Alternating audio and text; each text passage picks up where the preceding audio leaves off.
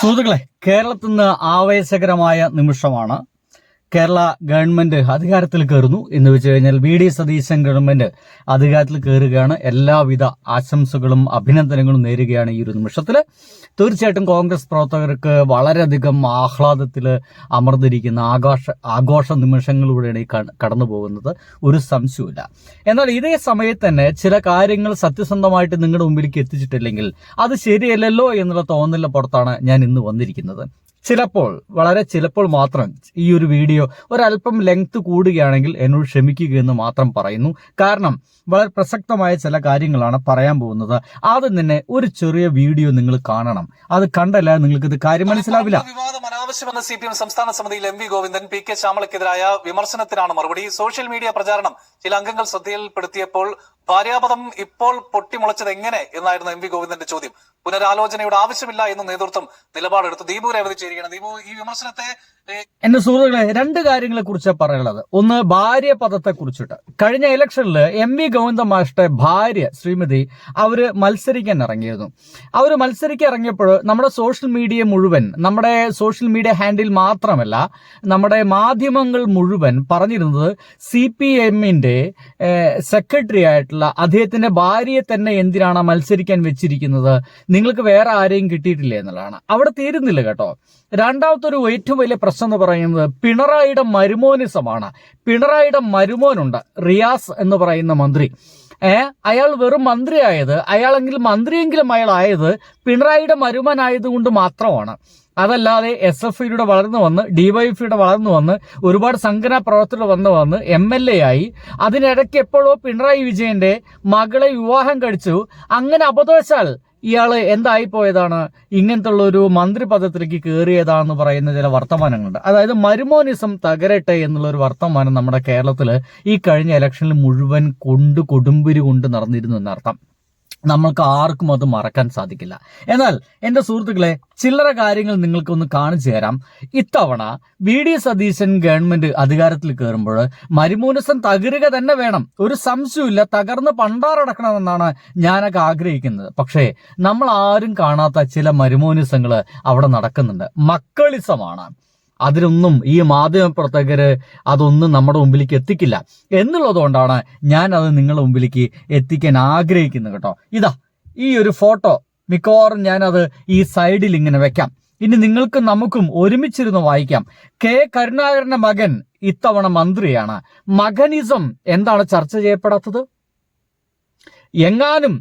എങ്ങാനും ഇത്തവണ പിണറായി വിജയൻ 3-ാം തവണയും അധികാരത്തിൽ ഏറിയിട്ടുണ്ടെങ്കിൽ, പിണറായി വിജയന്റെ മകൻ മത്സരത്തിൽ ഉണ്ടായിരുന്നുവെങ്കിൽ, അദ്ദേഹം ജയിച്ചിരുന്നുവെങ്കിൽ, അദ്ദേഹത്തെ കഴിവുള്ളത് കൊണ്ട് മാത്രം അദ്ദേഹത്തെ മന്ത്രിയാക്കിയിരുന്നുവെങ്കിൽ എന്തായിരിക്കും ഇന്നത്തെ മാധ്യമങ്ങളുടെ തലക്കെട്ട്? എന്തായിരിക്കും?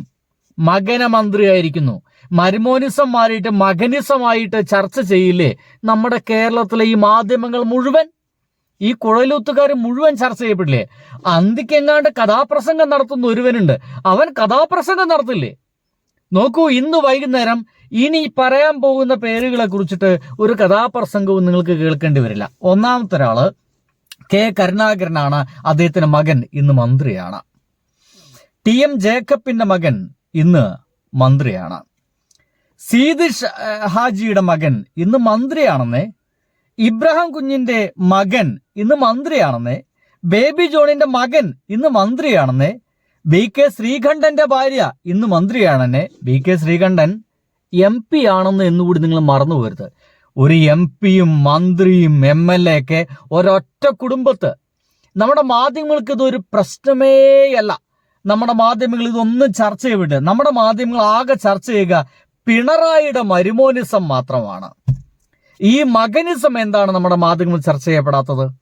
എന്താ ചർച്ചയ്ക്ക് എടുക്കാത്തത്? അതാണ് പറഞ്ഞത്, മാധ്യമങ്ങൾക്ക് കഴിഞ്ഞ കാലങ്ങളിൽ അതിഭീകരമായ രീതിയിൽ പക്ഷപാതിത്വം ഉണ്ടായിരുന്നു, ഒരു സംശയവുമില്ല. ഇടതുപക്ഷത്തെ തോൽപ്പിച്ചൊരു മൂലക്കിരുത്തുക എന്നുള്ളത് ഇവിടുത്തെ മാധ്യമങ്ങളുടെ ഒരു തന്ത്രമായിരുന്നു. അത് അവരുടെ ലക്ഷ്യമായിരുന്നു. അവരാ ലക്ഷ്യത്തിൽ എത്തി എന്ന് തന്നെയാണ് ഇപ്പോൾ നമ്മൾ മനസ്സിലാക്കേണ്ടത്.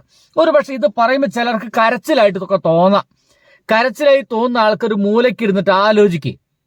ഏതെങ്കിലും CPM നേതാവിന്റെ മകൻ ഇങ്ങനെ മത്സരിച്ച് അധികാരത്തിലേക്ക് എത്തുകയും പിന്നീട് അവിടെ മന്ത്രിയാക്കപ്പെടുകയൊക്കെ ചെയ്യുന്നൊരവസ്ഥ നിങ്ങൾ അനുഭവിച്ചിട്ടുണ്ടോ? കോൺഗ്രസിൽ ഇത് ഭയങ്കര ധാരാളമായിട്ടൊക്കെ നിങ്ങൾക്ക് കാണാനും കഴിയുന്നില്ലേ എന്നുള്ളതാണ് എൻ്റെ ചോദ്യം. ഇതൊക്കെ വെറും ചോദ്യങ്ങളായിട്ടൊക്കെ അവശേഷിക്കുന്നു എന്നുള്ളതാണ് ഏറ്റവും വലിയ പ്രശ്നം. ആരും ഇതിനെ പറ്റിയിട്ടൊക്കെ ചർച്ച ചെയ്യില്ല എന്നുള്ളതാണ്. ആ ഒരു കാര്യം എന്ന് പറയുന്നത്, ഇത്രയും കാലം മരുമോനിസമായിട്ടുള്ള ഒരാൾക്ക് ഒരൊറ്റ വീട്ടിൽ നിന്ന് ഇപ്പോൾ നമ്മുടെ കേരളത്തിലുള്ളത് MP ഉണ്ട്, MLA ഉണ്ട്, മന്ത്രിയുണ്ട്. നോക്കൂ, ആർക്കും ഒരു പരാതിയില്ല, ഒരു കുരുപൊട്ടലില്ല, ഒരു അന്ത്യചർച്ചയില്ല, ഒരു ഇരുട്ടുമുറി ചർച്ചയും നടക്കില്ല സുഹൃത്തുക്കളെ. ഇരുട്ടുമുറിയിൽ സ്വകാര്യമായിരുന്നു നടക്കുന്ന മീഡിയ 1 ചർച്ചകളൊന്നും ഇന്ന് ഉണ്ടാവില്ല. ഈ ഒറ്റ വീട്ടിൽ നിന്ന് എങ്ങനെയാണ് ഒരു MP ഉണ്ടായത്, എങ്ങനെയാണ് ഒരു MLA ഉണ്ടായത്, എങ്ങനെയാണ് ഒരു മന്ത്രി ഉണ്ടായത്, ഇത് ചർച്ച ചെയ്യേണ്ടതല്ലേ? പിണറായിയുടെ മരുമോനിസം ചർച്ച ചെയ്യപ്പെട്ടിട്ടുണ്ട് എങ്കിൽ ഇതും ചർച്ചയാക്കണം. പക്ഷെ എൻ്റെ പ്രിയ സുഹൃത്തുക്കളെ, ഞാൻ വെല്ലുവിളിയാണ്. ഇന്ന് വൈകുന്നേരത്തെ അന്ത്യചർച്ചകളിൽ ഒരിടത്ത് പോലും ഈ ചർച്ച നടക്കില്ല എന്നുള്ളതാണ്. ഒന്നുകൂടി പറയാം, നെപ്പോട്ടിസമാണ് നടന്നുകൊണ്ടിരിക്കുന്നത്. നെപ്പോ ക്യാബിനറ്റ് എന്ന് വേണമെങ്കിൽ നമുക്ക് ഈ ഒരു ക്യാബിനറ്റ് വിളിക്കാം. നെപ്പോ ക്യാബിനറ്റ് തന്നെയാണ്. ആ ഫോട്ടോ വേണമെങ്കിൽ ഞാൻ ഇട്ടിട്ടുണ്ട്. മുരളീധരന്റെ മകൻ നെപ്പോ അല്ലേ? നോക്കൂ, സിദി സായിജിന്റെ മകൻ നെപ്പോ അല്ലേ? PK ബഷീർ, TM ജേക്കബിന്റെ മകൻ അനൂപ് ജേക്കബ് നെപ്പോ അല്ലേ? ബേബി ജോണിന്റെ മകൻ ഷിബു ബേബി ജോൺ നെപ്പോ അല്ലേ? VK ഇബ്രാഹിം കുഞ്ഞിന്റെ മകൻ EV അബ്ദുൽ ഗഫൂർ നെപ്പോ അല്ലെന്നേ? നോക്കൂ, VK ശ്രീകണ്ഠന്റെ ഭാര്യ KA തുളസി. ശ്രീകണ്ഠൻ അങ്ങോട്ട് MP ആയിരിക്കും, KA തുളസി മന്ത്രി ആയിരിക്കുന്നതില് നമ്മുടെ കേരളത്തിൽ ആർക്കും ഒരു പ്രശ്നം ഉണ്ടാവില്ല. അങ്ങനെ ഒരു പ്രശ്നമില്ലാതിരിക്കുന്നതിനെ പറയുന്ന പേരാണ് എൻ്റെ പൊന്നു സുഹൃത്തുക്കളെ പക്ഷപാതിത്വം.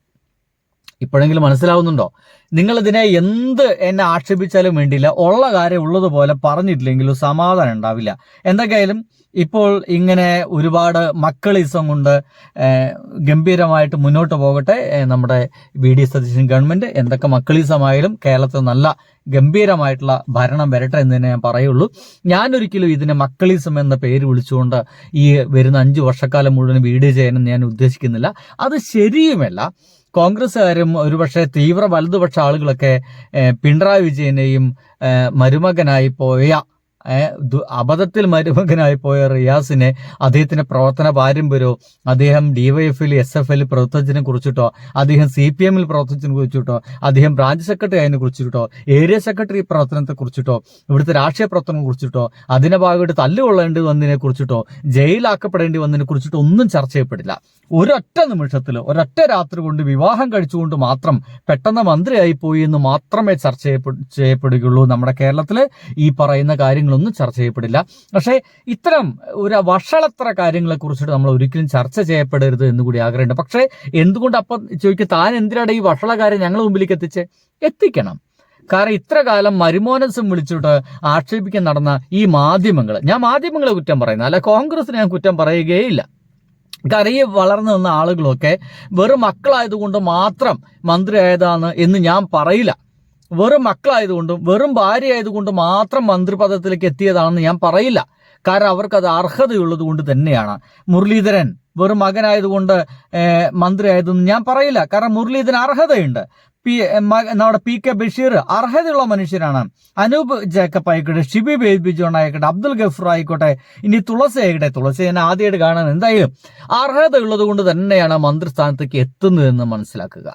അങ്ങനെ ഈ CPMന് വേണ്ടിയിട്ട് അല്ലെങ്കിൽ ഇടതുപക്ഷത്തിന് വേണ്ടി സംസാരിച്ചുകൊണ്ടിരിക്കുന്ന ആൾക്കാരെല്ലാം കോൺഗ്രസ്സുകാരുടെ ഇത്തരം മക്കളൊക്കെ അധികാരത്തിലെത്തുമ്പോൾ അത് അർഹത ഉള്ളത് കൊണ്ട് തന്നെ എത്തിയതാണെന്നൊക്കെ കരുതുമ്പോൾ തിരിച്ചും അതുപോലെയുള്ള പെരുമാറ്റവും തിരിച്ചും അതുപോലുള്ള കരുതലുകളും വേണമെന്നുള്ളതാണ്. പക്ഷെ അത് ഉണ്ടാവില്ല എന്നുള്ളത് കേരള ചരിത്രത്തിൽ പച്ച മലയാളം പോലെ നമുക്ക് എല്ലാവർക്കും വ്യക്തമാവുന്നതാണ്.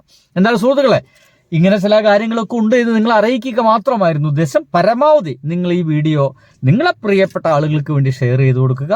നിങ്ങളെ സപ്പോർട്ട് വളരെയധികം ആവശ്യമാണ്. അങ്ങനത്തെ ഒരു കാലഘട്ടത്തിലൂടെ നമ്മൾ പോയിക്കൊണ്ടിരിക്കുന്നത്. നിങ്ങളെ സപ്പോർട്ട് ഇല്ലാതെ ഇത്തരം വീഡിയോസൊന്നും ചെയ്യാൻ കഴിയില്ല എന്നുകൂടി ഞാൻ മുൻകൂട്ടി തന്നെ പറഞ്ഞുകൊള്ളുന്നു. എല്ലാവരും പിന്തുണയ്ക്കുമെന്നുള്ള വിശ്വാസത്തോടെ ഞാൻ ഈ വീഡിയോ അവസാനിപ്പിക്കട്ടെ. സുഹൃത്തുക്കളെ, ബൈ.